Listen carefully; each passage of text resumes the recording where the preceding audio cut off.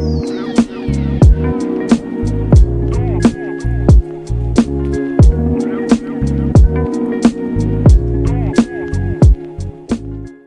Hello friends, welcome to my channel MKJP homes. இன்றைக்கி நம்ம சேனலில் பார்க்க போகிற வீடியோட டாபிக் என்ன அப்படின்னு பார்த்தீங்கன்னா, உங்களுக்கு வந்து ரெகுலர் பீரியட்ஸ் இருந்தும் உங்களுக்கு வந்து ப்ரெக்னன்சி டிலே ஆகிட்டே இருக்குது அப்படின்னா, உங்களோட பீரியட்ஸ் டைமில் வந்து உங்களுக்கு வந்து நான் சொல்கிற மாதிரி விஷயங்கள்லாம் இருக்கான்னு சொல்லிட்டு செக் பண்ணுங்கள். ஸோ அந்த மாதிரி இருந்துச்சு அப்படின்னாலும் உங்களுக்கு வந்து ப்ரெக்னன்சி வந்து டிலே ஆகும். ஸோ அதுதான் ரீசனாக இருக்கலாம். ஸோ இந்த வீடியோட டாபிக் வந்து நம்ம பார்க்குறதுக்கு முன்னாடி நம்ம எம்கேஜேபி ஹோம்ஸை நீங்கள் இன்னும் சப்ஸ்கிரைப் பண்ணாமல் பார்த்துருந்தீங்க அப்படின்னா மறக்காமல் சப்ஸ்கிரைப் பண்ணிக்கோங்க. பெல்லைக்கான கிளிக் பண்ணி ஆளுங்கிற ஆப்ஷனை கிளிக் பண்ணி வச்சுக்கோங்க. அப்போ தான் நான் போடுற வீடியோட கூட நோட்டிஃபிகேஷன் உங்களுக்கு வரும். இப்போ வாங்க நம்ம வீடியோக்குள்ளே போகலாம். ஸோ வீடியோட டாபிக் என்ன அப்படின்னா, நம்மளுக்கு வந்து ரெகுலராக பீரியட்ஸ் வருது, ஆனால் வந்து நம்மளுக்கு வந்து ப்ரெக்னன்சி வந்து டிலே ஆகிட்டே இருக்குது. ஸோ இதுக்கு என்ன ரீசன்? இப்போ ரெகுலர் பீரியட்ஸ்னால் இப்போ 24 டேஸில் இருந்து 35 டேஸ் வரது வந்து எல்லாருக்குமே வந்து ரெகுலர் பீரியட்ஸ் தான். ஸோ 24க்கு கீழேயோ 35க்கு மேலேயோ இருந்துச்சு அப்படின்னா இர்ரெகுலர் பீரியட்ஸு. ஸோ இது எல்லாருக்குமே தெரிஞ்சிருக்கும். ஸோ வந்து உங்களுக்கு வந்து இப்போ ரெகுலராக பீரியட்ஸ் வருது. இப்போ 35 நாள் வருது, 35 நாளைக்கு ஒருக்க வருது, இல்லை 30 நாள், இல்லை 28 நாள், அதுக்கும் கம்மியாக 25 நாளைக்கு ஒருக்க வருதுன்னு வச்சுக்கோ. ஸோ இந்த டைமில் வந்து உங்களுக்கு வந்து பீரியட்ஸும் ரெகுலராக இருக்குது, ஆனால் வந்து உங்களோட ப்ரெக்னன்சி வந்து ரொம்ப நாளாக தள்ளி போயிட்டே இருக்குது. ஸோ இது என்ன ரீசனால் அப்படின்னு பார்த்தீங்கன்னா, உங்களோட பீரியட்ஸ் டைமில் வந்து நீங்கள் கவனிக்க வேண்டியது என்ன அப்படின்னு பார்த்தீங்கன்னா, உங்களுக்கு வந்து அந்த பிளட் ஃப்ளோ கரெக்டாக இருக்குதான்னு நீங்கள் வந்து பார்க்கணும். அப்புறம் வந்து பீரியட்ஸ் டைமில் வரக்கூடிய பெயின். ஸோ இந்த பெயின் வந்து பீரியட்ஸ் டைமில் பெயின் வரது வந்து நார்மல் தான். ஆனால் வந்து ஒரு சில பேருக்கு பார்த்தீங்கன்னா அப்நார்மல் பெயின்ஸ் எல்லாம் வந்து இருக்கும். ஸோ ஒரு சில பேர் வந்து நானே கேள்விப்பட்டிருக்கேன். நிறைய பேர் வந்து எந்திரிச்சு நடக்கக்கூட முடியாமல் இருப்பாங்க.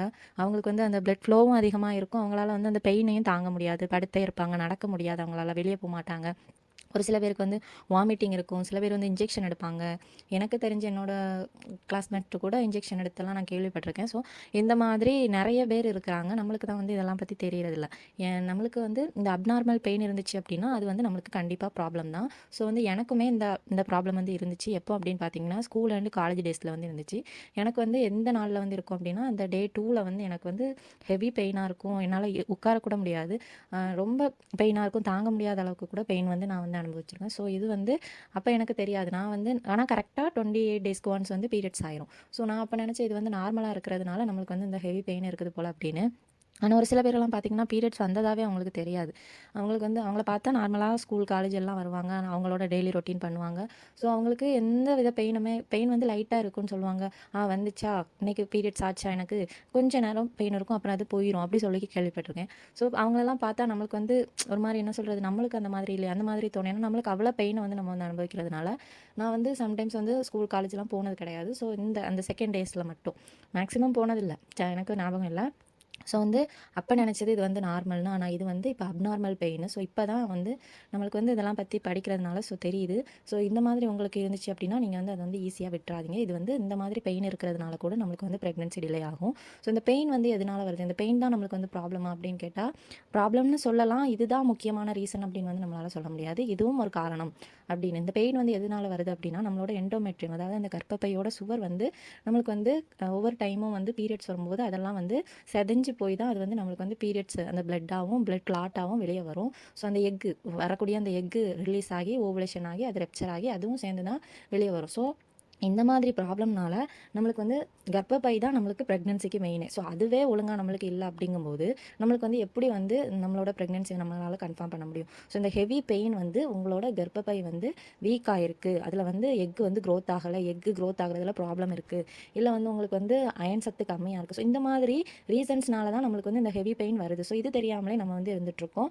ஒரு சில பேருக்கு வந்து பிசிஓடி இந்த ப்ராப்ளம்லாம் வரும். ஸோ இதெல்லாம் நம்மளுக்கு முன்னக்கூட்டியே காட்டுறதுக்கு தான் இந்த பெயின் வருதே தவிர நம்மளுக்கு வந்து மற்ற மாதிரி இது வந்து நார்மலாக வரக்கூடிய பெயின் கிடையாது. இது வந்து ரெகுலர் பீரியட்ஸுக்கான ஒரு அறிகுறியுமே கிடையாது. ஸோ இந்த மாதிரி உங்களுக்கு அப்நார்மல் பெயின் இருந்துச்சு அப்படின்னா கண்டிப்பாக நீங்கள் வந்து வச்சுட்டு இருக்காதீங்க. ஸோ அதனால் கூட உங்களுக்கு ஆஃப்டர் மேரேஜ் வந்து ப்ராப்ளம் இருக்கலாம்.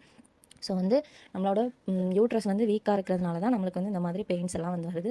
அதே மாதிரி வந்து பார்த்திங்கன்னா ஹார்மோனல் இம்பேலன்சிங் ப்ராப்ளம், அப்புறம் பிசிஓடி, பிசிஓஎஸ், அப்புறம் வந்து அயன் சத்து கம்மியாக இருக்கிறது. எனக்கு வந்து இந்த பெயின் எல்லாம் வந்து எப்போ குறைய ஆரம்பிச்சிது அப்படின்னு பார்த்தீங்கன்னா ஆஃப்டர் டெலிவரி வந்து. ஏன்னா வந்து டெலிவரி டைமில் வந்து நம்மளோட ப்ரெக்னன்சி டைமில் வந்து நம்ம வந்து ப்ரொஜெஸ்ட்ரான் ஹார்மோன்லாம் நிறைய டேப்லெட்ஸ்லாம் நிறைய யூஸ் பண்ணுவோம்.